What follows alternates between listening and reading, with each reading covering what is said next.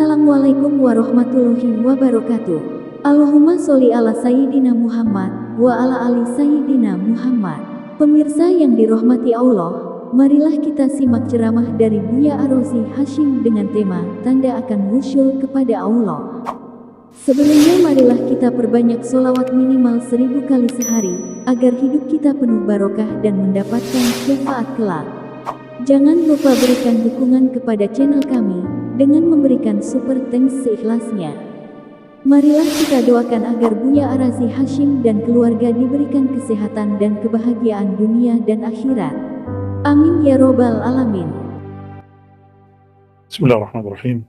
Alhamdulillahilladzi syarrafana binubuwwati sayyidina Muhammad SAW wa khassana bi wilayatil mahdi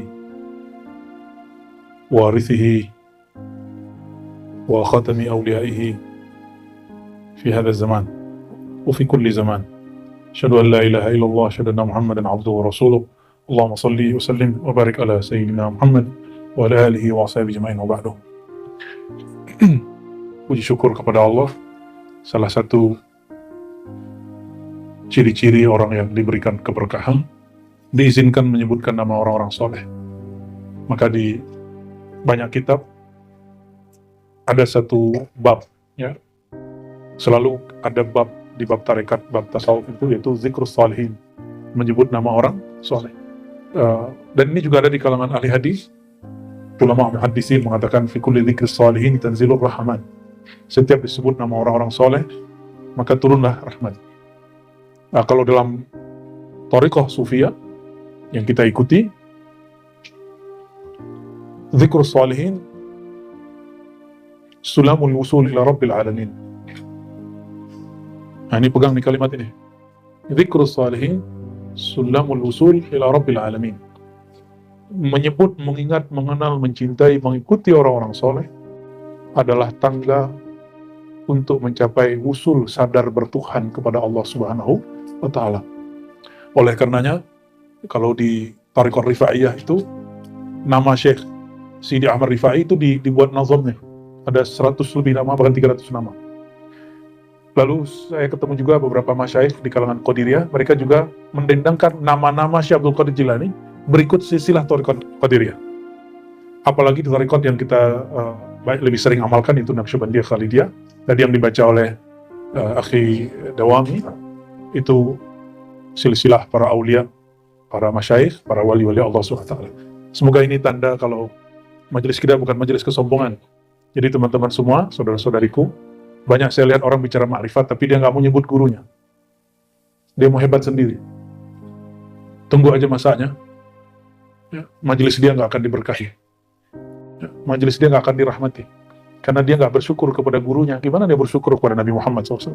Gimana dia mau bersyukur kepada Allah yang zahir batinnya sangat misterius? Ya, oleh karena itu, mulai dari sekarang sering-sering menyebut nama masyayikh, nama imam, ya. Kalau orang udah sering cinta kepada gurunya, dia pasti cinta kepada Nabi Muhammad SAW. Ya. Semoga ini berlanjut di waktu-waktu berikut, baca nazam silsilah, ya, insya Allah. Nanti kita berharap Buya Al-Domi dan Buya Asmi membuatkan nazam silsilah samaniyah. Itu nazam itu dibuat oleh Syekh Ismail. Ya, semoga nanti dibuat silsilah saman, ya. Nanti cincai lah berdua ya. Karena harus pakai ilmu arud, ya. Bukan sembarang buat-buat gitu, ada mawazinnya, ada kaidah-kaidahnya, ya. Meskipun tidak mesti betul-betul istiqomah, ya, dengan kaidah-kaidah itu. Baik, kitab yang pertama kali dibuka di Ribat, yaitu kitab Tabaqat Sufiyah. Jadi silsilah Zahabiyah Naqsyabandiyah kita skip karena kita sudah khatamkan dengan ziarah kemarin, ya. Jadi nanti kajian sore pas suluk bukan silsilah lagi, tapi kajian kitab ma'rifat, ya, kitab-kitab ma'rifat dalam ilmu thariqah. Nanti pakai kitab Jamil Usul Aulia dan ditulis oleh Sidi Ahmad Gumus Konawi, ya. Nanti yang ngajar di Surau pas suluk Buya Asfi, Buya Al-Domi. Dua itu yang boleh ngajar kitab itu, yang lain nyusul, ya.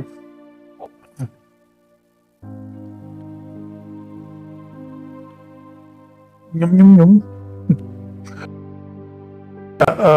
Ini tulis ya, Tabaqat Sufiyah. Tabaqat berarti angkatan-angkatan para sufi. Maksudnya per masa ada tokoh, maka ada angkatan sufi pertama, kedua, ketiga, dan beliau memulai dari abad kedua. Memulainya dari abad kedua, ya. Maka disebut tabaqat sufi. Biasanya tabaqat muhaddisin, tabaqatul huffaz, tabaqat para penghafal hadis. Tapi ternyata jauh sebelum kitab tabaqat muhaddis ditulis, tabaqat ahli hafalan ditulis, tabaqat sufiyah sudah lebih awal ditulis. Ya. Ini ditulis oleh imam ahli hadis, dia seorang hafiz, namun menguasai ilmu tasawuf dengan baik, dan ini juga bukti bahwa sufi muhaddis itu biasa dari dulu. Ahli sufi dan dia ahli hadis. Ya, kan banyak hari ini tuduhan kok orang-orang tarekat nih suka hadis palsu, yaitu oknum. Ya, coba lihat Buya Asfi, ahli hadis itu, khatam kutubus sittah itu. Ya, yang suka mendoakan hadis belum tentu khatam kutubus sittah, kitab yang 6. Mungkin dia ahli hadas ya. Kalau Buya Asfi ahlul hadis. Ya. Jadi kitab ini tulis oleh Imam Abu Abdurrahman As-Sulami. Siapa namanya? Beliau lahirnya tahun 325. Jadi Imam Asy'ari baru wafat. Beliau lahir. Imam Asy'ari 324. Beliau 302. 5 baru lahir. Imam Asy'ari wafat 324. Tapi di zaman itu hidup imam yang lain namanya Imam Ibnu Mujahid, Imam Daruqutni, Imam Baqillani. Dan Imam Sulami belajar akidah kepada Imam Daruqutni dan juga belajar hadis. Siapa Imam Daruqutni? Sering dengar Sahih Bukhari. Sahih Bukhari itu gak ada yang berani mengkritisi kecuali cuma beberapa orang, dan satu-satunya orang yang paling terkenal adalah Imam Al-Hafiz Daruqutni. Ya, Imam Daruqutni ini mengkritisi Sahih Bukhari, dia bilang itu gak sahih itu. Yang sekarang sudah jadi konun bagi kita, konunnya muhaddisin, konunnya fuqaha. Jadi ada proses yang disebut kanonisasi Sahih Bukhari dan Muslim. Dengan munculnya Imam Ibnu Salah di abad ke-6 dan 7, beliau mengatakan as-sahhul kitab ba'da kitabillah sahihain. Kitab yang paling valid sahih setelah Al-Quran adalah Bukhari Muslim. Itu kanonisasinya. Disitulah ijma' ulama bahwa Sahih Bukhari Muslim sulit dikritik. Tapi boleh nggak ngeritik Sahih Bukhari? Boleh, tapi lihat diri dulu siapa kita. Gaya amat mau mengkritisi Sahih Bukhari. Nah, imam ini, Imam Sulami, hafal ratusan ribu hadis dan berguru kepada Imam Daruqutni yang hafalannya setara dengan Bukhari. Setara dengan Imam Bukhari. Di sini ada Sunan Daruqutni nggak, ya? Kayaknya ada deh. Saya lupa di mana. Nanti coba cek. Ada Sunan Daruqutni. Tapi beliau nulis kitab Sunan Daruqutni, kitabnya tidak lebih sahih dari Sahih Bukhari. Itu masalahnya. Wajar karena justru kitab Sunan Daruqutni itu dia mendoifkan mana yang doif. Ya. Itu yang pertama, bahwa fakta bahwa sufi ahli hadis, sufi pakar sunnah. Ini contohnya. Dan Imam Daruqutni pernah saya ceritakan, Imam Daruqutni ini beliau pernah didatangi kawannya Al-Harawi. Lalu Al-Harawi diajak pergi ke masjid di Baghdad. Sampai di masjid itu ada pengajian Imam Baqillani, Abu Bakar Al-Baqillani. Setelah pulang, jadi nggak ngasih tahu nih siapa. Inilah Daruqutni ini anehnya. Ngajak temannya, tapi temannya nggak dikasih tahu tuh majelis siapa. Tapi Imam Harawi bingung, ini kok ada orang secerdas Baqillani? Maka Al-Harawi nanya, itu majelis siapa bro? Gitu. Ya imam kan, sesama imam boleh pakai bro-broan kan. Kayak Buya Asfi sama Buya Aldomi kan, kalau canda udah kayak canda kuda ada. Ya, cuma mereka berdua yang paham tuh ya, dia dan dia. Kita mah nggak paham. Apa kata Imam Harawi? Bro, itu majelis siapa? Kok keren bener? Kata Imam Daruqutni, itu majelis Imam Sunnah, Qami'ul Bid'ah. Itu majelis Imam Sunnah. Saya ini ahli hadis, pengkritik Sahih Bukhari, ngaji sama dia. Lah itu siapa? Kira-kira gitu. Akhirnya besok minta ngaji lagi. Akhirnya beberapa bulan dia jadi pakar akidah Ahlussunnah melalui jalur manhaj Imam Abul Hasan Asy'ari. Karena Baqillani ini berguru kepada Ibn Mujahid dan juga imam yang lain, ya. Kemudian mereka berguru kepada Imam Asy'ari. Maka Sufi, kenapa hampir semua Sufi Asy'ari?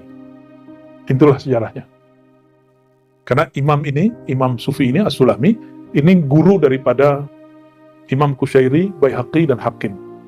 Risalah Kusyairiyah yang saya buka kajiannya di Bintaro dulu, masih ingat? Risalah Kusyairiyah, Ar-Risalah Kusyairiyah, itu punya guru, inilah pengarang kitabnya, As-Sulami. Maka kitab-kitab yang kita buka semuanya berkait. Dan ini juga punya guru sufi mursyid, itulah kitab yang kita baca malam tadi di Jati Kramat, yaitu kitab Al-Luma'. Jadi berkait nggak?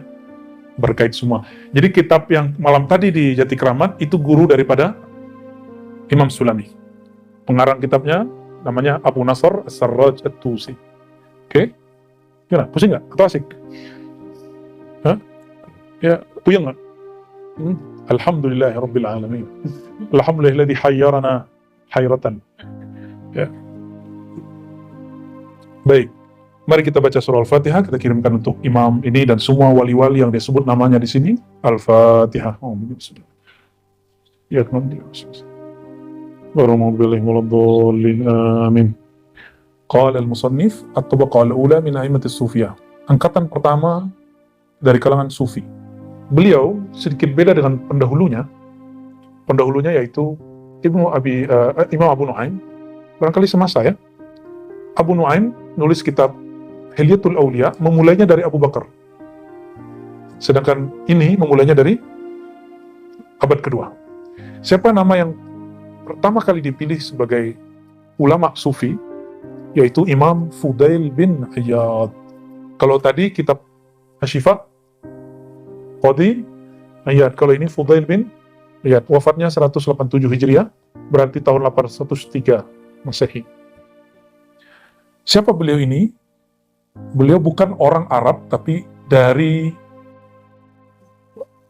orang Ajam ya, orang Khurasan. Tapi lahirnya di Samarkand. Pernah dengar Samarkand? Di mana Samarkand? Ya, di situ ada namanya Timur Leng. Timur Leng itu mirip dengan ya seperti Muhammad Al-Fatih di Turki. Mereka punya pahlawan sendiri di Khorasan, namanya Timur Leng. Dibenci di Turki, di Irak, tapi dielu-elukan di Uzbek. Namanya Timur Leng. Biasanya orang kalau mau jadi pejabat ziarah dulu ke situ. Tapi nggak ngaruh sih. Timur Leng disamarkan. Nah, Fudail bin Iyad jauh sebelum Timur Leng ada. Fudail bin Iyad ini wulida bi Samarkand wa nasha'a bi Abi Ward ya bin bilad Turkistan. Jadi besarnya di Turkistan. Lalu qala al-Fudail, nah, beliau sendiri yang mengatakan ya, aku lahir di Samarkand dan besar di Turkistan dan melihat di Samarkand asyrata alaf jauzah bidirhamin ya. Wa qala ibnu Abi Ubaidah Abi Fudail bin Iyad yukna bi Abi Ali min Bani Tamim min Bani Yarbu' min anfusihim wulida bi Samarkand. Wal aslu min Kufah, tapi asalnya orang Ajam Kufah ya. Wa mata fil Muharram, meninggal bulan Muharram tahun 187 di Makkah. Di mana? Di Mekah. Ini orang dulu itu nggak punya pesawat, tapi kemana-mana dan meninggal di mana-mana. Ya, kita kira kalau orang sekarang kan, walaupun banyak pesawat, banyak ini, mungkin karena transportasi itu banyak, jadi kalau meninggal tinggal dibalikin ke kampungnya gitu ya. Ya, dipaketin ke kampungnya. Kalau dulu nggak meninggal di mana, ya dikubur di situ. Beliau meninggal di Mekah dan dikubur di Mekah. Maka siapa yang ziarah ke Ma'la, baca salam ke beliau. Ya Sayyidi Syekh Fudail bin Iyad ya. Wa an Abdullah, beliau meriwayatkan satu hadis. Ya, jadi sebelum masuk ke kalimat hikmah, jadi kenapa kitab ini saya pilih? Karena beliau punya kalimat-kalimat hikmah. Nah, kalimat hikmah ini akan kita ambil istifadah, manfaatnya pada sore ini. Sebelum masuk ke situ, disebutkan riwayat dia kepada Nabi Muhammad SAW, dan Imam Fudail bin Iyad meriwayatkan beberapa hadis. Di sini disebutkan satu, Rasulullah SAW bersabda, Allah Ta'ala berfirman kepada dunia, Yaqulullahu Ta'ala lid-dunya, Allah berkalam kepada dunia, ya dunya murri ala awliyai wala tahluli lahum fataftinihim. Wahai dunia, jadilah pahit bagi kekasihku dan janganlah pernah manis untuk mereka, karena jika engkau manis bagi mereka, engkau akan menjadi fitnah bagi mereka, menjadi ujian bagi mereka. Ini kalam Allah ke dunia.